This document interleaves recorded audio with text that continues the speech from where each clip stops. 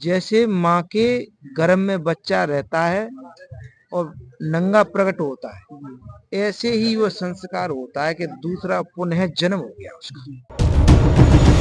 उसके 16 पिंड दिलवाए जाएंगे, 8 पीढ़ी इधर की तो 8 पीढ़ी उधर की, और 17वां पिंड उसका भी दिया जाए कि बता तेरे पे कोई दबाव हो, किसी बात की परेशानी हो या किसी से परेशान होके यहाँ आया हो तो संत मत बने।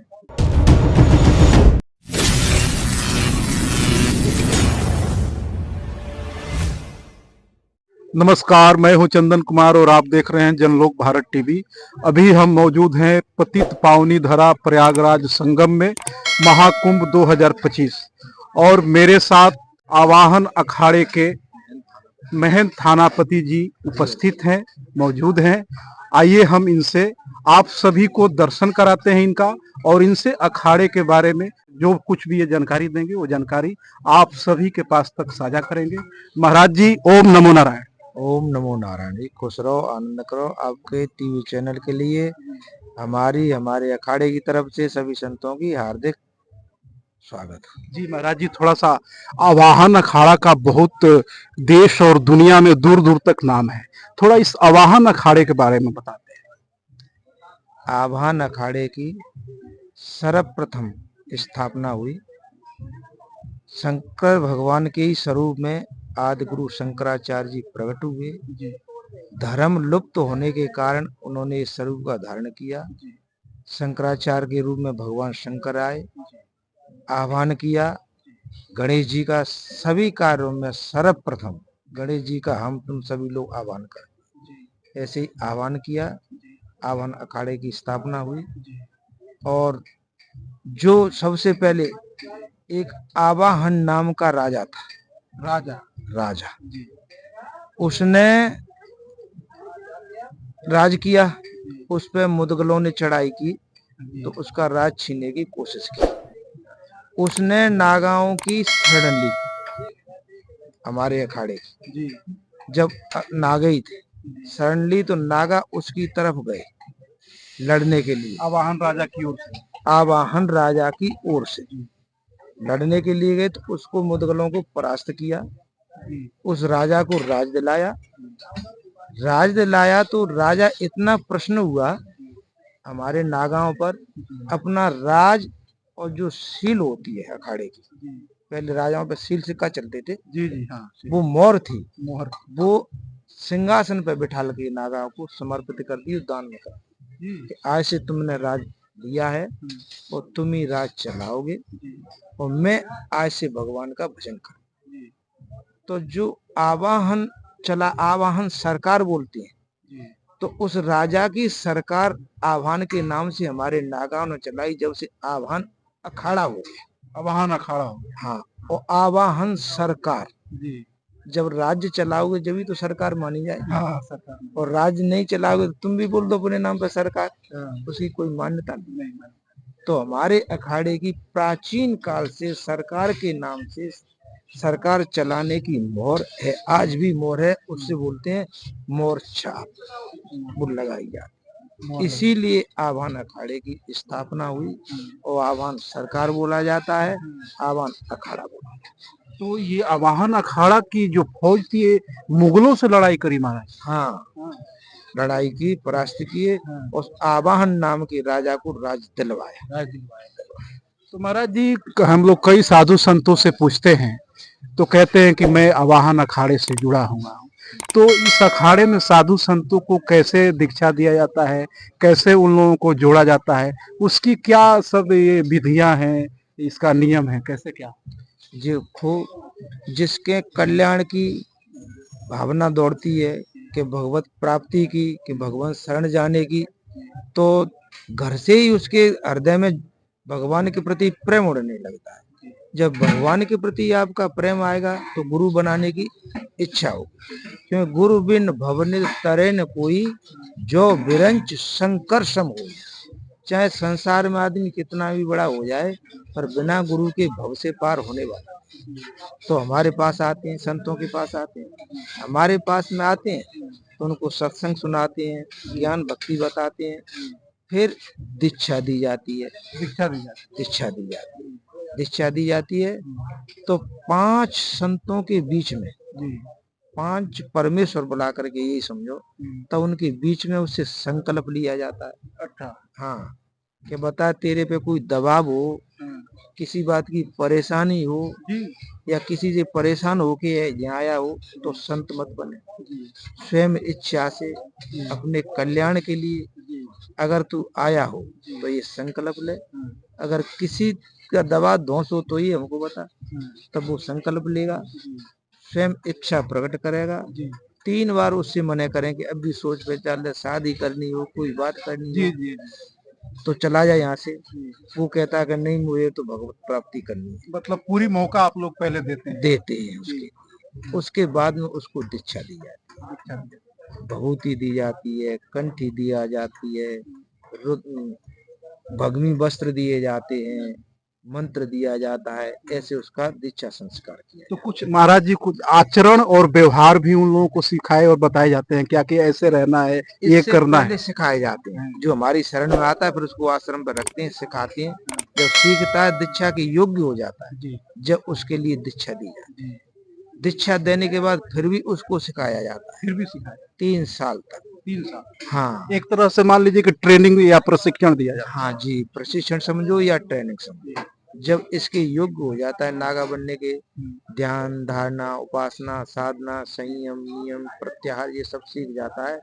जब उसके लिए यहाँ कुंभ में ला करके फिर उसका संस्कार करवाया जाता है। फिर पहले कुंभ में एक बार लाया जाता है। हाँ, फिर उसका संस्कार करवाया जाता है।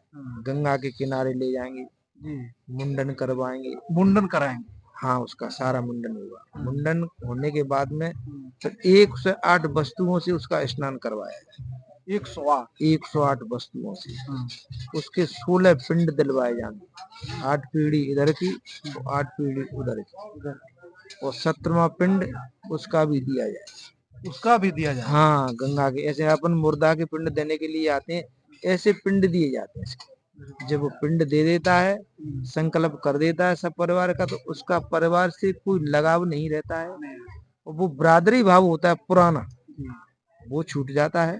बरादरी भाव जैसे माँ के गर्भ में बच्चा रहता है और नंगा प्रकट होता है, ऐसे ही वो संस्कार होता है कि दूसरा पुनः जन्म हो गया उसका, दूसरे जन्म की तरह। तो उनका ना तो बरादरी भाव रहेगा, ना उस कुल का रहेगा, ना उस परिवार से कोई उसका संबंध रहेगा। ऐसा यहाँ संस्कार उसका करवाया जाए। संस्कार के बाद में फिर उस पर हवन करवाया। हवन से पहले उसको एक दंड दिया जाएगा, कमंडल दिया जाएगा, जनेऊ धारण करवाया जाएगा। 24 घंटा उसको कुछ खाने के लिए नहीं दिया जाएगा, क्योंकि भगवान के ध्यान में रहे। जब उसके बाद में फिर संन्यास दीक्षा दी जाती है। संस्कार कराने के बाद। संस्कार कराने के बाद और संस्कार दिया जाता है कुंभ मेले में। कुंभ मेले में संस्कार करवाए जाते हैं। अब वो संस्कार होंगे अपने 27 तारीख। 27 तो इस बार भी कुछ नए साधु संत इसमें हाँ, हाँ। उनको उनके संस्कार कराए जाएंगे। हाँ, इस बार भी 27 तारीख में नए शिष्य बनेंगे और नए संस्कार उनके करवाए। तो महाराज जी जो ये नागा फोर्स या नागा फौज कहा जाता है, तो कुछ ऐसा कुछ लड़ने के लिए या कहीं कोई ऐसी घटना घट जाए या कोई ऐसा मौका आ जाए जिसका सामना करना पड़े, उसका भी शिक्षण प्रशिक्षण दिया जाता है क्या? हाँ, उसका सच्चे प्रशिक्षण दिया जाता है। उनको सिखाया जाता है, इस तरीके से काम करो, इस तरीके से लड़ो, सब किया जाता है उनका। हाँ, जब आदमी उसमें कला में निपुण नहीं होगा तब वहाँ समाज में जाएगा तो क्या कला करेगा, वो तो वैसे ही परास्त हो जाएगा। नागाओं में सब गुण संपन्न होते हैं। सब जैसे कहा जाता है कि देश की रक्षा जो है, सीमाओं की रक्षा हमारे देश की सेना करती है, और कई लोग ये कहते हैं, माना जाता है कि धर्म की रक्षा नागा फौज करती है। ये कैसे महाराज जी, थोड़ा इसके बारे में विस्तार। इनको ये सिखाया जाता है, कहीं अधर्म हो रहा हो, कुछ वैसा काम हो रहा हो, इनके सामने आए तो ये स्वयं लड़ जाते हैं, अपने शरीर को नहीं देखते हैं कि हम मरेंगे या क्या हुआ। ये तो धर्म को बचाएंगे, केवल धर्म देखेंगे, सनातन धर्म। तो महाराज ये नागा शब्द जो है, इसका क्या परिभाषा, कहाँ से नागा शब्द आ गया है? अरे आपने महाभारत में नहीं देखा, आजीवन वे भीष्म रहे, नहीं रहे, ब्रह्मचर्य का पालन किया। जब आपके अंदर शक्ति ही नहीं होगी तो लड़ाई कैसे लड़ लोगे। ऐसे जो आजीवन भीष्म की तरह रहते हैं, भीष्म संस्कार होता है, एक प्रतिज्ञा होती है। जब आदमी की प्रतिज्ञा नहीं है जीवन में तो क्या कर पाएगा। जिनकी ये प्रतिज्ञा होती है कि हम इस तरीके से अपना पूरा जीवन बिताएं। तो महाराज जी इसमें ये जब ऐसे एक फोर्स की तरह फौज की तरह है तो इसमें भी तो बहुत सारे पद होते होंगे, थानापति, श्रीमैन, ये कैसे कैसे पद हैं इसमें महाराज? इसमें ऐसे वहां होती है ना कैबिनेट, कैबिनेट। यहाँ भी 17 सदस्यों की पूरे अखाड़े की एक कैबिनेट तैयार की जाती है प्रति कुंभ में जी। इसके 17 कैबिनेट सदस्य होते हैं। मुख्य सदस्य। हाँ, अध्यक्ष, उपाध्यक्ष और श्री महंत, अष्टकोषाल, सचिव, श्रीमंत, सेक्रेटरी, एक महामंत्री, ऐसे ही 17 सदस्यों की एक कैबिनेट तैयार करें। जब वो उसको फिर चलाते, थानापति एक ऐसे एक थाने का एक मालिक होता है नहीं, हाँ, ऐसे एक शाखा का एक मालिक होता है, एक शाखा। ये सब की 17 आदमियों की कैबिनेट होती है, 17। इसमें अध्यक्ष जो हैं वो प्रमुख होते हैं। हाँ, अध्यक्ष पूरे अखाड़े के। ऐसे प्रधानमंत्री, उसके ऊपर राष्ट्रपति है, ऐसे ही हमारे अध्यक्ष प्रमुख होता है। एक अखाड़े का मालिक होता है पूरे का अध्यक्ष। तो महाराज ये अखाड़ा तो पूरे देश में चलता होगा। मान लीजिए आवाहन अखाड़े में किसी को संपर्क करना हो, कुछ बात अपनी पहुंचानी हो, तो कुंभ के अलावा मान लीजिए कि मैं गोरखपुर का हूं और मुझे अखाड़े में संपर्क करना हो, कुछ बात अपनी कहनी हो, कुछ परेशानी बतानी हो, तो फिर वहाँ शाखा कैसे, कहाँ कहाँ इसका है? देखो आपसे संपर्क करना पड़ेगा। हमारी शाखा काशी में भी है जी, नासिक में भी है, हरिद्वार में भी है, उज्जैन में भी है और यहाँ प्रयागराज में भी है। जगह जगह शाखा है, हर बड़े बड़े शहरों में। हाँ, हर बड़े शहरों में शाखा जी। तो साधु संतों को जब अखाड़ा में जुड़ना होता होगा तो फिर शाखा में ही जाते होंगे पहले वहां पे मिलने के लिए? नहीं, हमारी शाखाओं की गांव-गांव में भी छोटी उप शाखाएं खुली हुई हैं, आश्रम बने हुए हैं, तो वहाँ मिलजुल लेते हैं, वहाँ वातावरण हो जाता है, वहाँ बात कर लेते हैं सन्यास में आने की, अपना शिष्य बनने की जो होती, धर्म प्रचार करने जाते हैं जगह जगह। पूरे भारतवर्ष में ही तो शाखाओं में थोड़ी रहते हैं, शाखाओं में तो एक चलाने के लिए उनको थानापति ऐसे बना दिया जाता है, वो चलाते हैं शाखाओं के। नागा तो उत्तराखंड में रहते हैं, उनके वे हैं ऊपर के मालिक, वे इधर उधर धर्म प्रचार करते हैं जी। तो आवाहन अखाड़े में महाराज जी ये बहुत प्राचीन अखाड़ा है। आवाहन अखाड़ा जैसा कि आप बता रहे हैं कि मुगलों से लोहा लिया है इस अखाड़े ने, इस अखाड़े के नागा फौज ने। तो कितनी संख्या होगी महाराज इस अखाड़े में नागा फौज की? देखो संख्या से मतलब नहीं है। भगवान राम ने जब लड़ाई ली तो रावण के पास कितने अस्त्र शस्त्र यंत्र फौज फांटे सब था और प्रभु पैदल ही थे। इनकी अंदर एक आत्मा शक्ति ऐसी जागृत होती है कि उसके सामने किसी का टिकना मुश्किल हो जाता है, इसीलिए ये परास्त कर देते हैं दूसरों। भगवान बिना रथ के लड़े, रावण रथी बिरथ रघुवीरा है, देख विभीषण भयो अधीरा। ऐसे ही प्रभु को नहीं पहचान पाया तो विभीषण घबराने लगा कि कैसे लड़ाई लड़ेंगे। ऐसे संसार के जीव उस शक्ति को पहचान नहीं पाते, कैसे लड़ाई लड़ी होगी इन्होंने, नागाओं ने। इनके अंदर वो भक्ति की शक्ति इतनी प्रबल रहती है कि उसके आगे कोई शक्ति टिक नहीं पाती। फौज इतनी नहीं होती है, फौज यहाँ काम ही नहीं करेगी ज्यादा। जिनके अंदर तपोबल काम करता है, शक्ति काम करती है, इसीलिए परास्त कर देते हैं। इसीलिए परास्त कर देते हैं। तो ये महाराज जी एक गांव देहात में लोग बात करते हैं कि नागा साधु जो है महाकुंभ में दिखाई देते हैं, उसके बाद पता ना कहाँ चले जाते हैं, कहाँ रहते हैं, कहाँ चले जाते हैं, उसके बाद दिखाई नहीं देते जी। तो ऐसा है, ये नागे हैं, तपस्या करने जाते हैं तो आपकी सिटी में तो कर नहीं पाएंगे, आदमी वो करेगा, गांव में रह नहीं पाएंगे, इसीलिए अलग अपनी कुटिया बना करके उत्तराखंड या कहीं कंदर गुफा बना करके भजन करते हैं। उन्हें संसार से कोई लेना देना नहीं है, उन्हें तो अपने भगवान से मतलब है। जब कुंभ मेला पड़ता है तो नागे क्या देवता भी मनुष्य का शरीर धारण करके इन कुंभ में आते हैं, और इसीलिए वे भी आते हैं।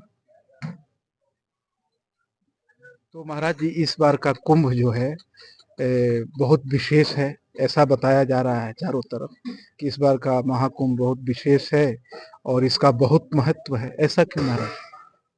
ये आचार्य, हमारे शंकराचार्य, मंडलेश्वर, सभीयों ने एक ज्योतिष की खोज की है, जो मुहूर्त, नक्षत्र और वो समय इस वर्ष का है, वो 100 वर्षों में अब सब एकत्रित हुआ है। इसीलिए इस कुंभ का बड़ा महत्व बताया गया है ज्योतिषियों ने, वो है इसका महत्व है।